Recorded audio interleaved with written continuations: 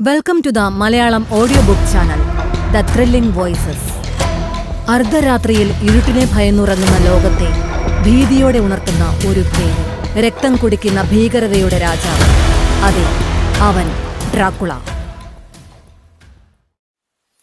ഞാൻ ഉറങ്ങിപ്പോയതാണോ? അല്ലെങ്കിൽ ആ മാളികയെ സമീപിക്കുന്നത് ഞാൻ മുൻകൂട്ടി അറിഞ്ഞേനെ? നാട്ടുവെളിച്ചത്തിൽ മാളിക അസാമാന്യ വലിപ്പമുള്ളതായി എനിക്ക് തോന്നി.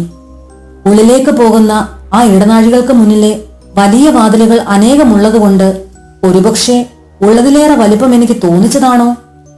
പകൽ സമയത്ത് ശരിക്കൊന്ന് കാണാൻ എനിക്ക് ഇതുവരെയും കഴിഞ്ഞിട്ടില്ലല്ലോ. വണ്ടി നിന്നപ്പോൾ വണ്ടിക്കാരൻ ചാടിയിറങ്ങി എന്റെ കൈക്ക് പിടിച്ച് എന്നെ താഴേക്ക് ഇറങ്ങാൻ സഹായിച്ചു. ഒരിക്കൽ കൂടി അയാളുടെ ആ ഒരു കൈക്കരുത്ത് എനിക്ക് ബോധ്യമായി. വേണമെങ്കിൽ എന്നെ ഞെരിച്ച് തകർക്കാനുള്ള ശക്തി ആ കൈകൾക്കുണ്ട്. എന്റെ പെട്ടിയും മറ്റും അയാൾ എടുത്ത് നിലത്ത് വെച്ചു. ഒരു വലിയ വാതിലിനോട് ചേർന്നാണ് ഞാൻ നിന്നിരുന്നത്. കൂറ്റൻ ഇരുമ്പാണികൾ തറച്ച കാലപ്പഴക്കമേറെയുള്ള വാതിൽപ്പലയ്ക്ക് താഴെ കരിങ്കല്ല് കൊണ്ടുണ്ടാക്കിയ പടികളാണ്. നിറയെ കൊത്തുപണികളുള്ള കൽപ്പാളികളാണ് ആ പടികൾ. പഴക്കം കൊണ്ട് കൊത്തുപണികൾ തേഞ്ഞു പോയത് ആ അരുണ്ട വെളിച്ചത്തിലും എനിക്ക് കാണാൻ കഴിഞ്ഞു. ഞാൻ അതും നോക്കി നിൽക്കെ വണ്ടിക്കാരൻ തന്റെ ഇരിപ്പിടത്തിലേക്ക് ചാടിക്കയറി കടിഞ്ഞാൻ കയ്യിലെടുത്ത് കുതിരകളെ മുന്നോട്ട് പായിച്ചു. അടുത്ത നിമിഷം വണ്ടി കൺമുന്നിൽ നിന്നും മറഞ്ഞു.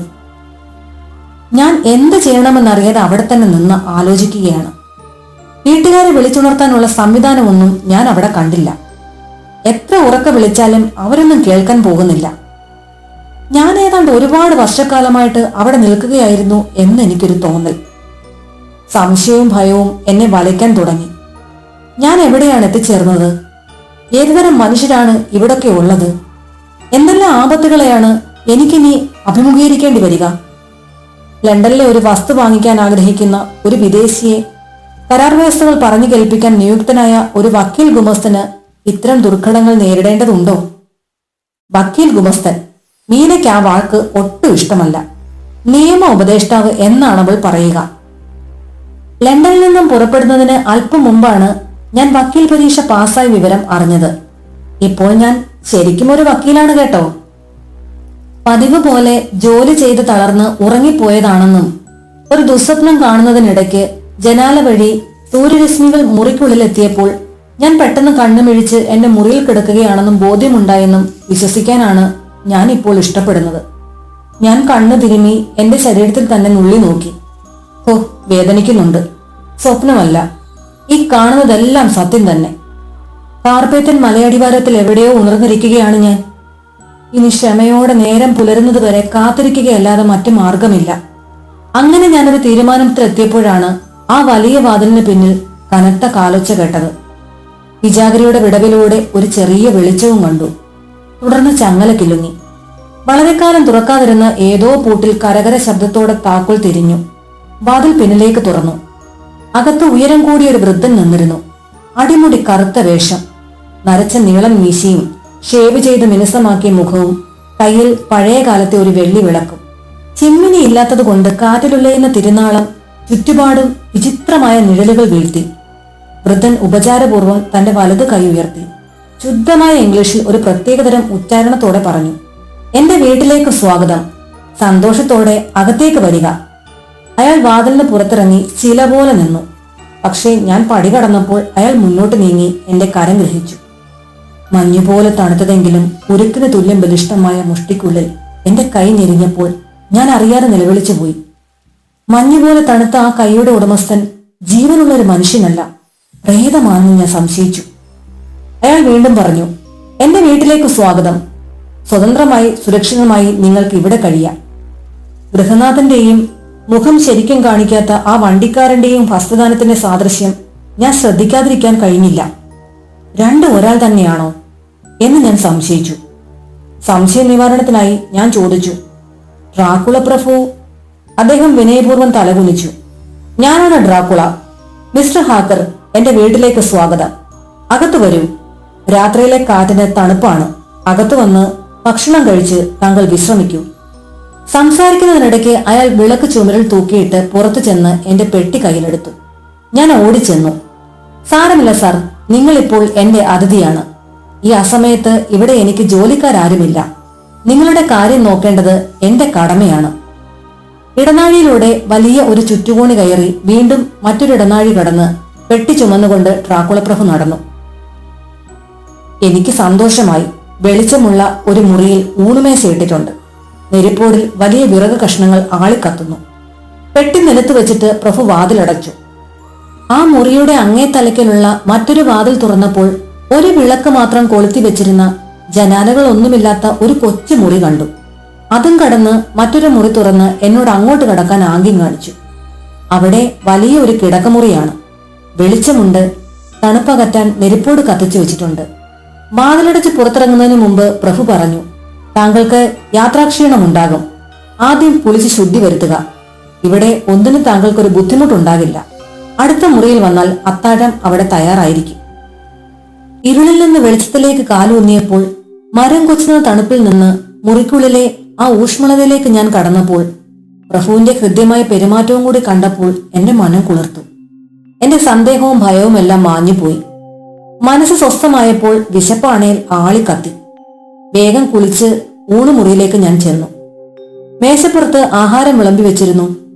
എന്റെ ആതിഥേയൻ നെരിപ്പോടിനോട് ചേർന്ന് ചുമരു ചാരി നിന്ന് കൈവീശിക്കൊണ്ട് പറഞ്ഞു, ദയവ് ചെയ്ത് ഭക്ഷണം കഴിച്ചു തുടങ്ങൂ. എന്റെ അത്താഴം നേരത്തെ കഴിഞ്ഞതുകൊണ്ട് ഞാനിപ്പോൾ ഇരിക്കുന്നില്ല. മിസ്റ്റർ ഹോക്കിൻസ് സമ്മതിച്ചിരുന്ന കത്ത് ഞാൻ കൊടുത്തു. കത്ത് തുറന്ന് മനസ്സിരുത്തി വായിച്ചിട്ട് ആകർഷകമായ ഒരു മന്ദഹാസത്തോടെ പ്രഭു അതെന്റെ കയ്യിൽ തന്ന് എന്നോട് വായിച്ചു നോക്കാൻ പറഞ്ഞു. കത്തിലെ ഒരു ഭാഗം എന്നെ വളരെയധികം സന്തോഷിപ്പിച്ചു. അതിൽ ഇങ്ങനെ എഴുതിയിരുന്നു: ഇടയ്ക്കിടെ ഉണ്ടാകാറുള്ള വാദത്തിന്റെ അസുഖം കാരണം കുറച്ചു കാലം കൂടി എനിക്ക് യാത്ര ചെയ്യാൻ നിവൃത്തിയില്ല. അതിൽ എനിക്ക് അതിയായ വിഷമമുണ്ട്. എങ്കിലും തികച്ചും വിശ്വസ്തനായ എന്റെ പകരക്കാരനെയാണ് ഞാൻ അങ്ങോട്ട് അയക്കുന്നത്. ദീർഘകാലമായി എന്നോടൊപ്പം പ്രവൃത്തി ചെയ്തിരുന്ന ഊർജ്ജസ്വലനും പ്രഗത്ഭനുമായ ഈ യുവാവിനെ ഏത് ചുമതലയും ഏൽപ്പിക്കാൻ മടിക്കേണ്ടതില്ല കേട്ടോ. പ്രഭു തന്നെ മേശപ്പുറത്തെ പാത്രം തുറന്നു തന്നു. പൊരിച്ച കോഴിയിറച്ചി ഞാൻ ആർത്തിയോടെ ഭക്ഷിച്ചു. കൂടെ പാൽക്കട്ടിയും സാലഡും ഉണ്ടായിരുന്നു. 2 കപ്പ് വീഞ്ഞും കൂടി ആയപ്പോൾ അത്താഴം കുശാലായി. ഭക്ഷണം കഴിക്കുന്നതിനിടയിൽ എന്റെ യാത്രയിലെ അനുഭവങ്ങളെക്കുറിച്ചുള്ള ചോദ്യങ്ങൾക്കെല്ലാം ഞാൻ ഉത്തരം പറഞ്ഞു.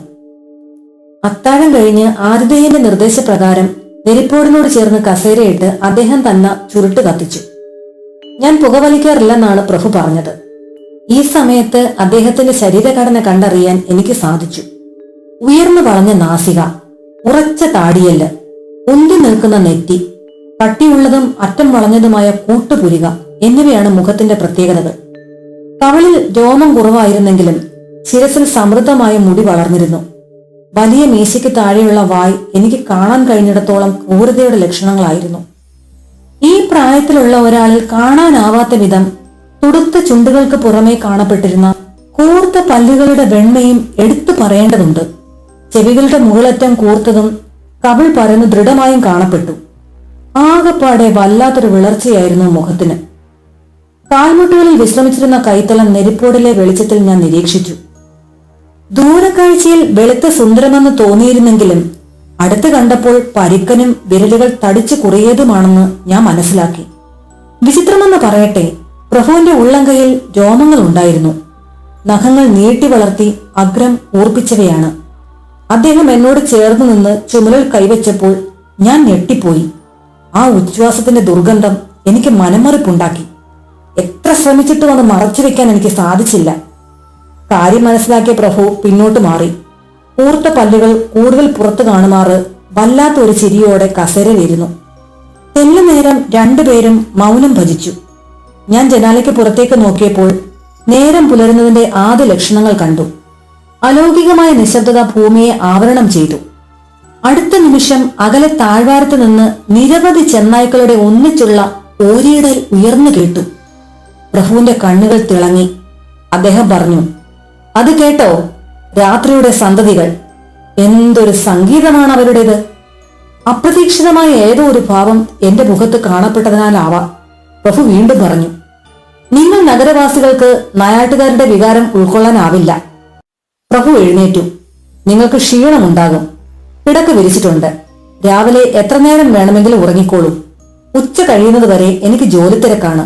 അതുകൊണ്ട് സുന്ദര സ്വപ്നങ്ങൾ കണ്ട് സുഖമായി ഉറങ്ങുക എന്ന് ശിരസ് നമിച്ച് പറഞ്ഞിട്ട് എന്റെ കിടക്കമുറിയിലേക്കുള്ള വാതിൽ തുറന്നു തന്നു. ഞാൻ മുറിയിൽ പ്രവേശിച്ചു. എന്റെ തലയാകെ പുകയുന്നു. എനിക്കാകെ സംശയം, ഭയം, വിശ്വസിക്കാനും വിശ്വസിക്കാതിരിക്കാനും പറ്റാത്ത സംഭവങ്ങൾ. ദൈവമേ, ഈ ഭൂമിയിൽ എന്നെ സ്നേഹിക്കുന്നവർക്ക് വേണ്ടിയെങ്കിലും എന്റെ മേൽ കരുണ കാട്ടണേ.